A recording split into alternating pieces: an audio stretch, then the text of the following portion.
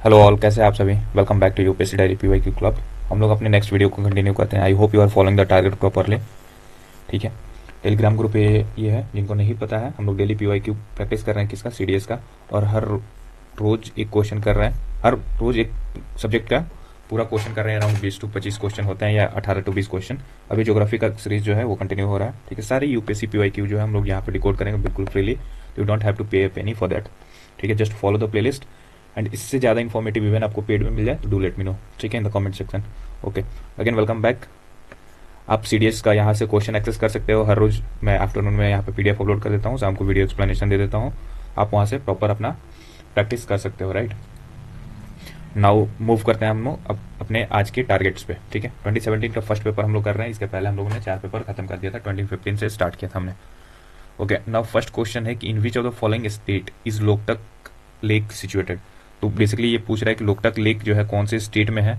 तो ये तो पहले का क्वेश्चन था, काफ़ी इजी है कि लोकटक लेक कौन से स्टेट में है, तो है मणिपुर में। ठीक है, और लोकटक लेक कैसा लेक है, एक तरह का फ्रेश वाटर लेक है। ठीक है, ओके, नाउ यहाँ पे देखो, ये मणिपुर है और यहाँ पे लोकटक लेक का लोकेशन है। नेक्स्ट हम लोग मूव करते हैं क्वेश्चन नंबर 22 के तरफ। 22 कह रहे कि which of the following is the correct sequence पूछा हुआ है कि इस चीज का occurrence of rivers from Chennai to Kolkata. Chennai to Kolkata जो लोकेशन है, बेसिकली ये अपना इंडिया का मैप हो गया। यहाँ पे चेन्नई है और यहाँ पे कोलकाता है। अब बताना है कि इसके बीच में जो सीक्वेंस है रिवर का वो कौन कौन सा है, और वो भी कौन सा, when travelled by road, shortest distance आपको बताना है। तो सबसे पहले देखो, यहाँ पे चेन्नई के आसपास कौन सी रिवर आपको मिलेगा, तो चेन्नई के आसपास आपको पेन्नार रिवर मिलेगा। राइट, फिर यहाँ पे कृष्णा रिवर मिलेगा, यहाँ पे पेन्नार मिलेगा, यहाँ पे कृष्णा मिलेगा, और आगे चलोगे तो यहाँ पे गोदावरी मिलेगा। फिर आपको कौन सी नदी मिलेगी, महानदी यहाँ पे मिलेगी, महानदी, और उसके बाद से सुवर्ण रेखा यहाँ पे मिलेगी जो कि झारखंड में है। और ये सब जो है एक्चुअल डिस्टेंस हुआ, तो ऑप्शन सी जो है वो करेक्ट आंसर हुआ। यहाँ पे देखो क्या क्या एक्सप्लेनेशन है, ये देखो पेन्नार रिवर, ये चेन्नई है, यहाँ पे चेन्नई है, सॉरी। और ये देखो सबसे पहले पेन्नार मिला, फिर कृष्णा, फिर गोदावरी, फिर महानदी, और फिर जो है सुवर्ण रेखा। राइट, तो रिवर का सीक्वेंस आपने देख लिया यहाँ पे। और ये सब सारे रिवर जो है वो बे ऑफ बंगाल में ड्रेन करती है, तो ये क्लियर हो गया हमें। राइट, अब इसमें कुछ वैल्यू एडिशन देखते हैं। जो पेन्नार रिवर है, पेन्नार रिवर, इसका ओरिजिन जो है, ओरिजिन कहाँ होता है, वो नंदी हिल्स में है। ठीक है, नंदी हिल्स में पेन्नार रिवर का ओरिजिन है। कृष्णा का कहाँ ओरिजिन है, तो वो महाबलेश्वर में है, महाबलेश्वर जो कि महाराष्ट्र में है। राइट, फिर कृष्णा का ओरिजिन कहाँ, सॉरी गोदावरी का ओरिजिन कहाँ पे है, ये है त्रिम्बकेश्वर, त्रिम्बकेश्वर, और ये कहाँ पे है, ये भी महाराष्ट्र नासिक में है। राइट, तो ये सब पूछा जाता है, ये ध्यान रखना। सुवर्ण रेखा कहाँ पे है, छोटा नागपुर से निकलती है, वो ये है।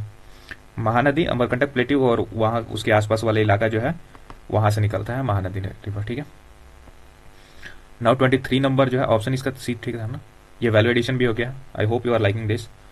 23rd नंबर जो क्वेश्चन है, कह रहा है कि रिगार्ड्स टू वॉल्केनो, वॉल्केनो के बारे में बोल रहा है कि क्या सही नहीं है, व्हाट इज नॉट करेक्ट। ठीक है, वॉल्केनो के बारे में। तो अब हमें देखना है कि क्या stratovolcanoes produce lava flows that initially follow valley but are highly resistant to erosion, ये बात सही है। The surrounding area can remain highlands, lava ridge और मियसेस, बिल्कुल ये भी सही है। Hawaiian shield volcano are eroded by streams that follow deeply carve valley with steeply sloping heads, ये भी बात सही है। The system of stream on a dissected volcano cone is not a radial drainage pattern, ये बात गलत है, यहाँ पे नॉट नहीं होगा, is a radial drainage pattern होगा। तो अपना आंसर जो है नॉट करेक्ट पूछा हुआ वॉल्केनो के बारे में, ये सही। ये देखो, ये कैसा ड्रेनेज पैटर्न है, ये जो आपको ऐसे बाहर निकलते हुए दिख रहा है वो कैसा पैटर्न है, तो है रेडियल, जो कि आउटवर्ड फ्लो होता है चारों बगल से। ठीक है, पहला। अब रेडियल है ना, यहाँ से याद रखना कि एल है, एल मतलब ऑल साइड, ऑल साइड से ये निकल रहा है एक पीक से। राइट, फिर ये sealed volcano are of eroded by streams forming deep valleys, जो डीप वैलीज बनाते हैं उसके द्वारा जो है स्ट्रीम्स के द्वारा इरोड हो जाता है। ठीक है, जो भी वॉल्केनो जो है डीप वैली बनाते हैं। नाउ यहाँ पे देखो कि sealed volcano are of eroded by streams following deep valleys again. ठीक है, स्टेटो वॉल्केनो जो lava flows follow valley but can leave resistant ridges, ये यहाँ पे ऐसा एग्जाम्पल देख लो। ठीक है, तो ये अपना हो गया। नाउ 34 नंबर क्वेश्चन जो है वो क्या है कि which of the following statement regards to Indian railway is not correct. Indian railway के बारे में क्या गलत है वो हमें देखना है। Indian railway networks have been developed through the Konkan coast, क्या ये सही है स्टेटमेंट? तो इस स्टेटमेंट को हम लोग देखते हैं कि ये कोंकण कोस्ट वाला बात बिल्कुल सही है कि इंडिया का रेलवे नेटवर्क जो है, इंडियन रेलवे नेटवर्क, ये developed throughout the Konkan coast है, right.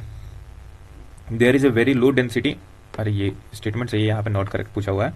There is a low density of railway lines in the Himalayan region, ये भी बात सही है क्योंकि वहाँ पर काफ़ी रग्ड टोपोग्राफी है, तो बहुत ही कम रेलवे नेटवर्क है, तो low density, right. The north Indian plain has a dense network of railway, ये भी बात सही है कि नॉर्थ इंडियन प्लेन में, यूपी बिहार वाले में काफ़ी ज़्यादा ही रेलवे नेटवर्क है, तो ये भी डेंस है ये। At present India has the largest railway network in the world, ये बात गलत है, इंडिया जो है वो लार्जेस्ट नहीं है, इंडिया जो है फोर्थ लार्जेस्ट नेटवर्क है in terms of railway infrastructure. Now first कौन सा है, तो फर्स्ट पे यूएसए आता है, फिर उसके बाद से चाइना आता है, और फिर जो है रशिया आता है, और देन फोर्थ पे इंडिया आता है, राइट। तो ये अपना आंसर जो है डी हो जाएगा, नॉट करेक्ट पूछा हुआ है इंडियन रेलवे के बारे में। कुछ और यहाँ पे है क्या? हाँ, तो low density because of rugged verticality, ठीक है। कोंकण रेलवे, देखो कोंकण कोस्ट कौन सा है, जो गोवा महाराष्ट्र वाला साइड कोस्ट होता है ना, उसको कोंकण कोस्ट कहते हैं, राइट, ठीक है। बाकी हम लोग यहाँ पे एक्सप्लेनेशन देख लिया हमने। अब देखो नेक्स्ट क्वेश्चन जो है वो कौन सा है, 36 नंबर। 36 नंबर जो क्वेश्चन है वो क्या कह रहा है कि which of the following statement regards to the winter solstice is correct. Correct बताना है विंटर सोलिस्टिस से रिलेटेड। पहली बात तो विंटर सोलिस्टिस कब होता है, तो 22 दिसंबर को होता है, राइट। अब आगे जो है पहला statement, the south pole experiences 24 hour of darkness, ये बात गलत है। इट ऑकर ऑन 21 जून, ये बात भी गलत है। यहाँ पे क्या होता है 21 जून में, वो हम देखेंगे अभी जब फर्दर आंसर कंप्लीट करते हैं। ये होता है नॉर्थ पोल, विंटर सोलिस्टिस जो है नॉर्थ पोल पे जब 24 आवर डार्कनेस होगा तो उसको विंटर सोलिस्टिस कहते हैं, ये बात सही है और ये अपना आंसर है। द सन इज एट एफेलियन, ये बात गलत है विंटर सोलिस्टिस में। अब एक्स्ट्रा एडन क्या है कि जो सन अकर करता है जून 21, इसमें वैल्यू एडिशन करना है, मतलब बाकी ऑप्शंस का, ऑप्शन एनालिसिस में क्या है कि ये यहाँ पे जून 21 जून पे क्या होता है, समर सोलिस्टिस होता है, राइट। और इस टाइम पे क्या होता है, इस टाइम पे सन जो है वो सेट नहीं होगा कहाँ पे, आर्कटिक सर्किल पे। आर्कटिक सर्किल पे सन जो है सेट नहीं करेगा, और नहीं करेगा तो यही क्वेश्चन जो है यूपीएससी 21 जून से रिलेटेड 3 बार क्वेश्चन पूछा हुआ है, ठीक है। ये याद रखना कि sun does not set at Arctic Circle on 21 June, right. और शायद 21 जून को ही योगा डे भी मनाते हैं, तो ये सारे इन्फॉर्मेशन यहाँ से कलेक्ट करके एक जगह कंपाइल करना, right. Now let's move to the explanation part. ये देखो 24 आवर नॉर्थ पोल पे क्या होता है, 24 आवर डार्कनेस होता है ऑन 22 दिसंबर, अभी बताया आपने। 24 आवर डे लाइट जो है मिडनाइट सन साउथ पोल। अब मिडनाइट सन जो है साउथ पोल में हो, ये कौन से टाइम पे होता है, विंटर सोलिस्टिस में। यहाँ पे जो ऑप्शन था, यहाँ पे डार्कनेस नहीं होगा, साउथ पोल पे क्या होगा कि यहाँ पे पूरा डे लाइट होगा, ठीक है, डे लाइट। और उसको बोल सकते हो कि मिडनाइट सन जो है वो साउथ पोल में एक्सपीरियंस होता है, और नॉर्थ पोल में डार्कनेस एक्सपीरियंस होता है कब, विंटर सोलिस्टिस के टाइम पे, right. During the winter solstice, the southern hemisphere is tilted towards the sun, while the south pole backs the constant light. The north pole is plugged into constant shadow. Okay. Now next question पे 38 number पे हम लोग चलते हैं। ये क्या है कि सुनामी के बारे में पूछा हुआ है, सुनामी वेव्स के बारे में। Are the undersea occurrence of earthquake exceeding 7.5 on Richter scale? Which of the following statement is not correct? Not correct कौन सा है, आगे देखेंगे। इसमें कह रहा है कि it often generate strong waves, बिल्कुल ये बात सही है। The Pacific coast are most vulnerable to tsunami waves, ये भी बात ठीक है। और ये याद करने वाली बात भी है कि जब पेसिफिक कोस्ट पे जाएगा, यहाँ पे देखना इंडियन कोस्ट की बात नहीं कर रहा है, ये पेसिफिक कोस्ट की बात कर रहा है, ठीक है, इसका ध्यान रखना। जो सुनामी वेव्स होते हैं उसके लिए मस्ट वल्नरेबल कौन से कोस्ट होते हैं, पेसिफिक कोस्ट, यानी पेसिफिक ओशियन के आसपास जितने भी कोस्ट हैं वो सुनामी वेव से वल्नरेबल है, सबसे ज्यादा वल्नरेबल है। Tsunami waves are also called high energy tidal waves और सिस्मिक सी वेव्स, ये बात भी सही है। Now tsunami is a Latin word, tsunami जो है लेटिन वर्ड नहीं है, जबकि सुनामी जो है जापानीज वर्ड है, ठीक है। तो इसको आई होप कि याद रखोगे, और ये आंसर जो है करेक्ट जो है डी हो गया। ये देखो under sea earthquake more greater than 7.5 Richter scale, ये ट्रिगर होता है when tsunami waves happen under the under sea, occurrence of earthquake under sea, right. और ये जो है tsunami is a Japanese for harbour wave, right. 39 number देखो, which of the following with regards to cloud burst is correct. Cloud burst के बारे में कौन सी statement जो है वो सही है? It is defined as sudden localized very heavy downpour with cloud, thunder and lightning. It mostly occur in the hilly areas. It result into a very high intensity of rainfall जो कि 250 mm से लेकर 300 mm in a couple of hours. It occurs only during day time. इसमें से बताना है कि कौन सी स्टेटमेंट जो है रिगार्ड्स टू क्लाउड बर्स्ट ये सही है। तो इसका आंसर जो है वो क्या है कि ये ओनली वाला स्टेटमेंट गलत है कि it occurs only day time, ये बात गलत है। Cloud burst can occur in day and night time both, ठीक है। बाकी स्टेटमेंट जो है it defined sudden localized very heavy downpour with cloud thundering and lightning, बिल्कुल बात सही है। It mostly occur in the hilly area, ये भी बात सही है। It resulted in very high intensity of rainfall 250 mm से 300 mm in a couple of hour, ये भी बात सही है। अभी आप लोग कुछ पिछला ही साल शायद 24 में क्लाउड बर्स्ट सिक्किम में जो हुआ था उसके बारे में आपने सुना होगा, जो कि काफ़ी फ्लडिंग की थी नॉर्दर्न इंडिया में, बिहार और वेस्ट बंगाल साइड वाले इलाके में, नेपाल इंक्लूडिंग। तो 1 2 3 स्टेटमेंट सही है, चौथा स्टेटमेंट गलत है, ठीक है। और यही अपना आंसर हुआ ऑप्शन ए। ये देख लो कि कैसे होता है क्लाउड बर्स्ट। यहाँ पे एक बार सडन काफ़ी क्लाउड जो है ये क्लाउड हैवी हो जाएगा और उसके बाद से हैवी होने के बाद से एक ही बार पूरा जो पानी गैदर किया होगा वो सारे पावर कर देगा और बहुत सारे बाढ़ लाता है ये, ठीक है। यहाँ पे कुछ और है नहीं। हाँ, ये क्यों है, ऐसा क्यों होता है कंडीशन क्लाउड बर्स्ट का? Because of primarily occur in hilly areas due to orographic lift. Orographic lift क्या होता है कि जब आपके पास कोई बैरियर हो ना, मतलब लेट्स से कि यहाँ पे हवा चल रही, ये यहाँ से टकराई, जब टकराई तो आगे तो मूव नहीं करेगी क्योंकि माउंटेन्स नहीं है। माउंटेन्स होने की वजह से ये क्या होता है कि अपर उठ जाता है। उठने के बाद से ये एक जगह काफ़ी सारे वाटर और क्लाउड फॉर्मेशन होता है वहाँ पे, ठीक है, जिससे कि वाटर गैदर हो जाता है इन द क्लाउड और वहाँ से एक ही बार डाउनपॉर हो जाता है, ठीक है। और डे और नाइट टाइम किसी भी टाइम पे हो सकता है। तो आप पिक्टोरियली भी इस चीज़ को समझ गए। नाउ ये 45 नंबर क्वेश्चन है। इसमें कह रहे हैं कि which of the following statement with regards to jet streams and upper level, पहले देखो रिगार्ड्स टू जेट स्ट्रीम, और ये क्या कह रहा है कि an upper level tropospheric wave, upper level कह रहा है, is not correct. Okay, jet stream क्या है कि एक अपर लेवल ट्रोपोस्फेरिक वेव है और उसके रिगार्डिंग कौन सी स्टेटमेंट गलत है? तो इसका आंसर जो है it is a narrow banded of high velocity wind, ये बात सही है। It follows the wave path near the tropopause at elevation of 8 to 15 kilometre. अब देखो ट्रोपोपॉज जो है ना उसका डिस्टेंस याद रखना कि 8 to 15 किलोमीटर ये है, ठीक है। Jet streams are typically continues over long distance, ये भी बात सही है कि जेट स्ट्रीम काफ़ी लॉन्ग डिस्टेंस तक कैरी करता है, मतलब चलता है वो, ठीक है। It in summers the polar front jet achieves its maximum force, summer में ये अपना मैक्सिमम फोर्स अचीव करता है, तो ये बात गलत है। समर में नहीं, ये विंटर में करता है। तो यही सब बेसिक चेंज करता है, समर विंटर क्या कहते हैं उसको, रिच पुअर वैसा ही करेगा। तो इसी चीज़ पे तो ध्यान रखना है। और सीडीएस और सीएपीएफ में ज़्यादातर ऑप्शन डी से स्टार्ट करना, वहाँ पे आपका आंसर रहने का मेजर चांसेस होता है। ये शॉर्ट ट्रिक है, याद रखना, ठीक है। जब भी डाउट में हो और एक ऑप्शन में आपका एलिमिनेशन के बाद भी ऑप्शन डी बचा हुआ है तो डी को मार के आना, 60% 70% चांसेस है कि वो सही होगा, ठीक है। The river of air jet streams, यहाँ पे देखो एलिवेशन क्या होता है, ट्रोपोपॉज 8 से 15 किलोमीटर के आसपास, यहाँ पे जेट स्ट्रीम मूव कर रही है एट ट्रोपोपॉज। और ये क्या है, ये स्ट्रक्चर कैसा है कि नैरो मियंडरिंग है और नॉन कंटिन्यूअस बैंड है। Polar front jet achieves its maximum force in winter due to किसकी वजह से, high temperature contrast between the poles and the equator. और विंटर में सबसे ज़्यादा टेम्परेचर कंट्रास्ट कब होता है, तो विंटर केस में, मतलब वन साइडेड काफ़ी ज़्यादा हीट होगी और अदर साइड काफ़ी कोल्ड होगा, और इसकी वजह से जो टेम्परेचर कंट्रास्ट है वो बढ़ जाता है, और इसी की वजह से वो जो टेम्परेचर है, जो विंड है, जेट स्ट्रीम का रूप लेता है और काफ़ी फास्ट मूव करता है। तो उस टाइम पे सबसे ज़्यादा मैक्सिमम फोर्स अचीव करता है जेट स्ट्रीम्स, ठीक है। I hope you are liking the explanation यार। डू शेयर योर फीडबैक, क्योंकि बहुत मेहनत लगती है वीडियो को बनाने में, इसमें वैल्यू एडिशन करना और बाकी सारी चीज़ें, ठीक है।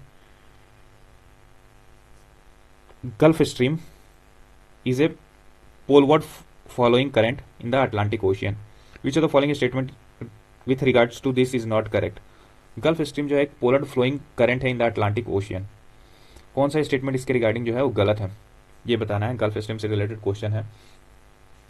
और देखो, it is similar to Kuroshio current in the North Pacific Ocean, बिल्कुल। जब यहाँ पे पिक्टोरियली इसको समझो, गल्फ स्ट्रीम कहाँ पे है, गल्फ स्ट्रीम जो है ये यूएसए है, ठीक है, ये मैक्सिको है और ये कनाडा है। गल्फ स्ट्रीम जो है यहाँ से गुजरती है, मैक्सिको गल्फ से, ठीक है। और ये कैसे करंट है, वार्म होता है, और टुवर्ड्स मूवमेंट इसका कैसा होता है, पोलवार्ड मूवमेंट होता है। जब वार्म होता ही है कि जब इक्वेटर से टुवर्ड्स पोल की तरफ जाए तो वो वार्म करंट होता है, और जब पोल से इक्वेटर की तरफ आए तो वो कोल्ड करंट होता है। ठीक है, अब ये देखो यहाँ पे उसका इम्पैक्ट क्या करेगा, ये मॉडिफाई करेगा weather for US east coast and western Europe. जो भी यहाँ पे यूरोप है और ये यूएस है, इनके जो भी वेदर पैटर्न है इसको मॉडिफाई करेगा, इसको इन्फ्लुएंस करेगा, राइट। अब ये चीज़ें बेसिकली फैक्ट है कि ये सेम है जैसे नॉर्थ कुरिशियो करंट होता है ना, कहाँ पे है, जापान और रशिया के बीच में, रशिया यहाँ पे और जापान ये है। ठीक है, इनके बीच में कुरिशियो करंट का वो देखने को मिलता है नॉर्थ पैसिफिक में। तो ये बिल्कुल गल्फ स्ट्रीम वैसा ही, और ये भी कैसा है, वार्म करंट ही है, तो बिल्कुल वैसा ही है।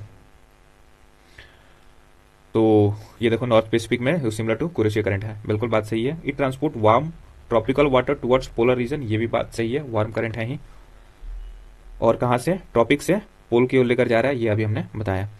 This current is a major factor in weather along the east coast of the USA, ये भी बात सही है कि ये ईस्टर्न कोस्ट है यूएसए का, और ये ज़्यादातर इसी के ईस्ट कोस्ट ऑफ यूएसए में ही रहता है, और वहाँ पे वेदर के फेनोमेनन को इम्पैक्ट करता है। The warm water of the Gulf Stream sustain the cooler reef of the west Pacific coast, तो ये बात गलत है, ये वेस्ट पैसिफिक कोस्ट नहीं होगा, यहाँ पे बिल्कुल सही बात है कि गल्फ स्ट्रीम जो है वो सस्टेन करता है द कोलर रीफ्स, लेकिन वेस्ट नहीं होगा, यहाँ पे ईस्ट होगा। अब मैं कितनी बार बोला हूँ कि ऑप्शन डी पे ध्यान रखना और बेसिक चीज़ों पे याद रखना,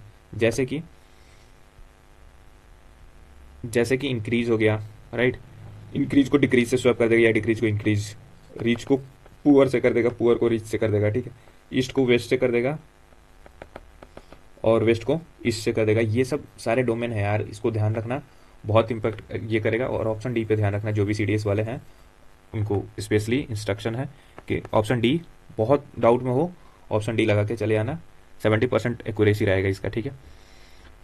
और आप समझ सकते हो निगेटिव टू पॉजिटिव रेशियो कितना ज़्यादा होता है। Which are the following about sugar industry, ये शुगर इंडस्ट्री के बारे में पूछा हुआ। अब peninsular India is not correct, कह रहा है कि high yield per hectare of sugar cane, higher sucrose content, long crushing season, most of the mill in the peninsula are located mainly along the east coast, यहाँ पे भी ध्यान रखेंगे, ये ऑप्शन डी है, बट इसका ध्यान रखेंगे कि ये सही है कि नहीं। अब ये नॉट करेक्ट पूछा हुआ है, नॉट करेक्ट पूछा हुआ है तो क्या है कि वो भी शुगर इंडस्ट्री के बारे में, कहाँ का, पेनिनसुलर इंडिया, ना कि नॉर्दर्न इंडिया का, पेनिनसुलर इंडिया के बारे में पूछा हुआ है, यानी कि जो हमारा ये वाला कोस्ट है यहाँ पे, इसके बारे में पूछा हुआ है बेसिकली। तो इसमें कह रहे हैं कि high yield per hectare of sugar can, बिल्कुल ये बात सही है कि शुगर इंडस्ट्री जो है वो काफ़ी हाई एल्ड करता है पर hectare of sugar can. Higher sucrose content भी होता है इनकी वजह से, इसलिए इनकी हाई एल्ड होती है। लॉन्ग क्रशिंग सीजन भी होता है, ऑलमोस्ट लगभग 150 से 200 दिन के अराउंड इनका टाइमिंग पीरियड होता है। फिर most of the mills in the peninsula are located mainly along the east coast. अब कह रहे हैं कि ये जो पेनिनसुला है, यहाँ पे जितने भी शुगर इंडस्ट्री है वो सिर्फ ईस्ट कोस्ट में ही है, ये बात गलत है, ईस्ट कोस्ट में नहीं है, ये ऑलमोस्ट हर इलाके में देखने को मिलता है, मतलब इधर वेस्टर्न साइड में भी, सेंट्रल में भी, और उधर, ठीक है। क्योंकि इसका मेन रीजन ये है ना कि सिर्फ यहाँ पे देखोगे तो ये तमिलनाडु कोस्ट पे शुगर फैक्ट्री उतना नहीं देखने को मिलता है, तो तमिलनाडु पे एब्सेंट है शुगर फैक्ट्रीज, तो इसको यहीं पे आपका आंसर डी ही मिला आपको, कि जो कि गलत स्टेटमेंट है। क्यों कह रहे, क्यों ऐसा गलत हुआ है, क्योंकि लोकेटेड मेनली कह रहा है अलॉन्ग द ईस्ट कोस्ट। अब ईस्ट कोस्ट में तो सारे सेक्शन आ गए ना, यहाँ से लेकर यहाँ तक, उड़ीसा से, वेस्ट बंगाल से लेकर तमिलनाडु तक, वो सब सारी चीज़ें, ठीक है। तो answer again D with proof. और ये देख लो क्या कह रहा है कि द इकोनॉमिक ऑफ शुगर क्या है, comparing north India and peninsular India. यहाँ पे नॉर्थ इंडियन में जो शुगर का प्लांट होता है उसकी हाइट एवरेज होती है रादर देन पेनिनसुलर, जहाँ पे उसकी हाइट काफ़ी सही होती है और काफ़ी ज़्यादा थिकनेस भी होता है। डिजीज रेसिस्टेंट भी होते हैं वहाँ के crop because of moderating climates वहाँ के। इसका असर क्या होता है कि ये हायर हेल्ड पर हेक्टेयर करते हैं, हायर सुक्रोज कंटेंट भी होता है इनके अंदर, ठीक है। लॉन्गर क्रशिंग सीजन होता है बिकॉज ऑफ ट्रॉपिकल क्लाइमेट्स, ठीक है। इंडस्ट्रियल फुटप्रिंट क्या है कि while production has shifted south due to agronomical advantage, mills are distributed across the southern state not limited to only east coast. वो बताया था कि ऑलमोस्ट एवरेज हर इलाके में ही होता है, पूरा साउदर्न कोस्ट में ही है, ना कि सिर्फ लिमिटेड है to east coast, right. Next देखते हैं कि कह रहा है कि ये रांड या ZAR ये करेंसी किस कंट्रीज का है। तो करेंसी से अब नया पे क्वेश्चन पूछना स्टार्ट किया है, तो इसका ध्यान रखना है। ये बेसिकली करेंसी है साउथ अफ्रीका की, ये ब्रिक्स का मेंबर भी है, ठीक है। तो याद रखना उससे कि रांड है, रांड जो है करेंसी किसका है, साउथ अफ्रीका का, ठीक है। विच ऑफ द फॉलोइंग पोर्ट्स के बारे में पूछा हुआ है। Ports is located on the estuaries, estuaries पे कौन से पोर्ट जो है वो लोकेटेड है वो हमें बताना है। तो एस्चुरीज पे कौन से पोर्ट लोकेटेड है, वो है मुर्मुगांव। मुर्मुगांव पोर्ट जो है वो एस्चुरीज पे लोकेटेड है और ये कौन से साइड में है, वेस्टर्न साइड में। अभी मैप पे हम लोग देखते हैं इसको, ये देखो ये मुर्मुगांव पोर्ट है जो कि कहाँ पे है, गोवा में, राइट। और ये किस पे लोकेटेड है, एस्चुरीज पे। अगर आपको मैप से रिलेटेड, मतलब ये पोर्ट से रिलेटेड, क्योंकि पोर्ट हर साल में एक बार पूछ ही लेता है, उससे रिलेटेड आपको क्वेश्चन ये चाहिए, मतलब प्रॉपर नोट्स, तो do comments, I will provide इसके नोट्स विथ एक्सप्लेनेशन। यहाँ पे देखो ये दिखाना चाहिए मुझे, यहाँ पे देखो कि ये पोर्ट से रिलेटेड एक 14-15 पेज का वो है, जिसमें मैंने क्या दिखाया है कि ये देखो हर साल एक क्वेश्चन पूछा हुआ है CAPF CDS में। और सेकेंडली जो है इसमें 1 पेजर नोट्स भी मैंने विथ एक्सप्लेनेशन के साथ में यहाँ पे 1 पेजर नोट्स भी इंक्लूड किया हुआ है। अब देखो ये क्या है कि यहाँ पे ये जब पढ़ोगे ना तो आपका कंप्लीट पोर्ट से रिलेटेड क्वेश्चन हर साल एक करेक्ट होगा और 2 मार्क्स देकर जाएगा आपको। यहाँ पे देखो जैसे मुर्मुगांव के बारे में पूछा ना, चाहे लोकेटेड ऑन एस्चुरीज, ये देखो ये क्या है कि मुर्मुगांव पोर्ट ये कहाँ पे है, गोवा में है। ये सबसे ज़्यादा आयरन और एक्सपोर्ट करता है टू जापान, ये भी क्वेश्चन पूछ चुका है। नेचुरल हार्बर है, ये आर्टिफिशियल नहीं है। और ये किस पे एसोसिएटेड, एस्चुरी पे, जिसका नाम कौन सा है, वो कौन सी एस्चुरी है, वो जुआरी एस्चुरी है, ठीक है। तो ये इतना सही है। अब देखो आगे पूछा ही हुआ है कि कौन सा पोर्ट जो है वेलिंगटन आइलैंड पे है, तो कोचिंग पोर्ट है, राइट। इसको क्वीन ऑफ अरेबियन सी कहते हैं, लगून पे ये है, इसको नेवल बेस भी कहते हैं, ठीक है। कुदुरमुख माइंस, वहाँ से जो आयरन और एक्सपोर्ट होता है वो पोर्ट कहाँ पे है, तो है मैंगलोर पोर्ट से, जो कि कर्नाटका में है। कौन से स्टेट पे है, वो सब सारी चीज़ें जो है यहाँ पे है। अब देखो यूपीएससी ने कामराजर पोर्ट से रिलेटेड था पूछा था, ये पहली पोर्ट थी जो कि रजिस्टर्ड हुआ था एज ए प्राइवेट कंपनी के रूप में, ठीक है। इतनी सारी इन्फॉर्मेशन एक पीडीएफ में ही आपको मिल जाएगा। ये देखो कितने मेजर पोर्ट है, कितने माइनर पोर्ट है, कौन मेजर पोर्ट को हैंडल करता है, कौन माइनर पोर्ट को हैंडल करता है, ठीक है। तो ये सब सारे क्वेश्चन पोर्ट से रिलेटेड पूछा जा चुका है। तो अगर आप बोलोगे तो इस पर मैं कंप्लीट वीडियो लेकर आऊँगा, लेकिन उसके लिए आपको कॉमेंट करना पड़ेगा, ठीक है। Thank you so much for this. अब आते हैं अपने नेक्स्ट क्वेश्चन पे, विच of the following statement is not correct, कौन से स्टेटमेंट जो है करेक्ट नहीं है। अब ये जो है नेशनल बर्ड के बारे में पूछा हुआ है, वैसे नेशनल फ्लावर है, national bird, national flower, national tree और फिर नेशनल एनिमल के बारे में। अब इसमें करेक्ट कौन सा नहीं है, इन सब सारे का लेटिन नाम और वो पूछा हुआ है, साइंटिफिक नेम, सॉरी। तो इनके साइंटिफिक नेम क्या है,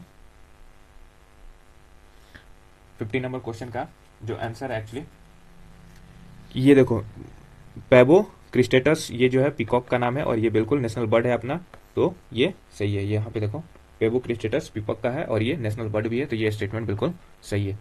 ओके, नाउ सेकंड जो है नेलुम्बो न्यूसिफेरा और ग्याटन, ये जो है नेशनल फ्लावर है और नेशनल फ्लावर इसको किसको बोलते हैं, लोटस जो है अपना नेशनल फ्लावर है उसका नाम नेलुम्बो न्यूसिफेरा है और ये भी स्टेटमेंट बिल्कुल सही है। नाउ देखो ficus benghalensis in the is the national tree of, ये यानी कि बनियान, बनियान जो है अपना नेशनल ट्री है और इसका नाम फिस्कस बेंगाहालेंसिस है और ये स्टेटमेंट भी करेक्ट है। तो गलत कौन सा हुआ, फोर्थ ऑप्शन यहाँ से क्लियर हुआ है। नेशनल एनिमल, नेशनल एनिमल अपना कौन सा है, टाइगर है और ये पेंथेरा टिग्रिस इसको बोलते हैं साइंटिफिक नेम, तो ये बात गलत है, ठीक है। तो देखो नेशनल एनिमल टाइगर, अब टाइगर की प्रजाति में कितने आते हैं, 7 आते हैं और ये सारे जो है आपको पता ही कि बिग कैट अलायंस जो है, बिग कैट अलायंस जो है वो इन्हीं से रिलेटेड बना हुआ है, जो टाइगर फैमिली से एसोसिएटेड है। बेसिकली टाइगर नहीं, पेंथेरा फैमिली से एसोसिएटेड है। आपसे क्वेश्चन पूछ देगा कि big cat alliance are made for which animal, ठीक है, और ऑप्शन में है वो वैसे उनके साइंटिफिक नेम दें, बाकियों का भी नेम, तो पेंथेरा टिग्रिस, पेंथेरा टिग्रिस बोलिएगा आप, ठीक है। और पेंथेरा टिग्रिस किस फैमिली से है, लायन और जो भी टाइगर है उनसे एसोसिएटेड है, स्नो लेपर्ड और वैसे टाइप ऑफ एनिमल्स है। नाउ ये जो नाम दिया हुआ है आपको मेगन फेरा इंडिका, ये क्या नाम है, ये किसका साइंटिफिक नेम है, तो ये जो है अपना नेशनल फ्रूट जिसको बोलते हैं मैंगो, मैंगो का साइंटिफिक नाम जो है मैंगी फेरा इंडिका है। मैंगो यहाँ से याद रखना MANG और MANG, इसे कनेक्ट करके याद कर लेना कि मैंगो मैंगी फेरा इंडिका के नाम से आया हुआ है, right. I hope this helps. Which of the following statement is are correct पूछा हुआ है कि in June 2016 the LIGO group of scientist announce the detection of a second set of gravitational wave. अब देखो लीगो क्या करता है, सबसे पहले तो लीगो के बारे में आपको पता होना चाहिए कि लीगो होता क्या है और फिर उससे रिलेटेड क्वेश्चन करें। अब सेकंड ऑप्शन पढ़ना कि gravitational waves were generated due to merger of 2 black holes at about 1.4 billion light year distant, right. अब ये जो है पहला स्टेटमेंट बिल्कुल सही है। LIGO जो है वो किस चीज को मेजर करता है, तो वो ग्रेविटेशनल वेव को मेजर करता है, ठीक है। और ग्रेविटेशनल वेव जो है वो generated due to merger of, कब जनरेट होता है, जब दो ब्लैक होल आपस में मर्ज करते हैं, ठीक है, in about 1.4 billion light year distance, ठीक है, तब जाके वो ग्रेविटेशनल वेव जनरेट करती है। और इसको कम देखता कौन है, तो LIGO ग्रुप ऑफ साइंटिस्ट हैं, ठीक है। तो LIGO ऑब्जर्वेटरी इसी के लिए बैठाया गया है कि ब्लैक होल से रिलेटेड जो भी ग्रेविटेशनल वेव्स निकलेगी उसको बताना वो काफी पावरफुल होता है। Gravitational wave were inserted due to collision of two white dwarf stars at about इतना लाइट ईयर से को। तो ये देखो, ये व्हाइट ड्वार्फ से नहीं हुआ था, ये ब्लैक होल से होता है, तो ये स्टेटमेंट गलत है, ठीक है। ब्लैक होल याद रखना कि जो ग्रेविटेशनल वेव निकलती है वो किससे, ब्लैक होल से निकलती है, ना कि कोई व्हाइट ड्वार्फ्स और प्लैनेटरी कोलिजन से निकलती है, ठीक है। ब्लैक होल का LIGO associated with gravitational wave and gravitational wave emerges from collision और merger of two black holes, right. बस, तो 1 और 2 स्टेटमेंट करेक्ट है, तो ये ऑप्शन बी हो गया, राइट। ये देख लेना, यहाँ पे 2 डिफरेंट ब्लैक होल्स है और यहाँ पे मर्जर होने के बाद से जो ग्रेविटेशनल वेव निकलती है उसको LIGO मेजर करता है, राइट, ठीक है। नेक्स्ट क्वेश्चन है 86 नंबर। 86 नंबर कह रहा है कि the fact that the planet move around the sun not in the circle but in eclipse was first demonstrated by. मतलब ये है कि ये फैक्ट कहा गया हमारे साइंटिस्ट के द्वारा कि जो प्लेनेट है वो मूव करता है अराउंड द सन, ठीक है। प्लेनेट जो है मूव करता है अराउंड द सन, कैसे, नॉट इन सर्कल, ये सर्कुलर मूवमेंट नहीं होता है, ये सन हो गया, इसमें सर्कुलर मूवमेंट नहीं होता है बट जबकि इलिप्टिकल मूवमेंट होता है। इस बात को पहली बार किसने कहा था, या इसको किसने डेमोन्स्ट्रेट किया था पहली बार, तो वो थे जोनेस केपलर। तो केपलर जो है, हम लोग केपलर लॉ भी पढ़ते हैं कि Kepler's law of planetary motion, इस बात को केपलर्स ने बताया था, ठीक है। Okay, around the sun in eclipse and not in circle, ये कौन है, केपलर्स रियलिटी, और यही इन्होंने बताया था। यहाँ पे देखो, significance this discovery shifted the understanding of celestial mechanism moving beyond Copernicus and Galileo. पहले कोपरनिकस और गैलीलियो ने ऐसे सर्कुलर बताया होगा, ठीक है। उसके बाद से जो केपलर थे उन्होंने आके बताया कि नहीं, ये इलिप्स के फॉर्मेट में या इलिप्टिकल ऑर्बिट में मूव करता है। नाउ गैलीलियो से रिलेटेड एक स्टेटमेंट याद करना कि जो स्पीड होता है, स्पीड को पहली बार जो फर्स्ट टाइम डिफाइन किया था वो कौन थे, गैलीलियो थे। बीपीएससी ने इसका ये क्वेश्चन पूछा हुआ था, ठीक है। और बाकी काफी सारे लोगों ने ये गलत किया था, यहाँ पे आप याद रखना कि गैलीलियो का स्पीड से भी रिलेशन है, ठीक है। फर्स्ट टाइम इन्होंने स्पीड का डेफिनेशन पॉइंट किया था। और वैसे तो आई होप कि आज का जो भी सेशन था वो कंप्लीट हुआ है और आपको काफी फ्रूटफुल लगा है, ठीक है। नेक्स्ट वीडियो में हम लोग कौन से ईयर का देखेंगे, नेक्स्ट में 2027 का जो सेकंड पेपर हुआ था उसको देखेंगे। और do let me know in the comment section कि आपको कोट वाला PDF एंड एक्सप्लेनेशन चाहिए कि नहीं। अगर कमेंट आएगा तभी मैं उसको लाऊंगा। एंड नाउ ये जो है फ्री इनिशिएटिव, इसको कंटिन्यू रखने के लिए you need to be present and interactive throughout the comment section, तभी जाके ये डेली रेगुलर हो पाएगा, okay. So do like, share, subscribe and share with your friends if you find this useful. Okay, thank you, take care, study hard.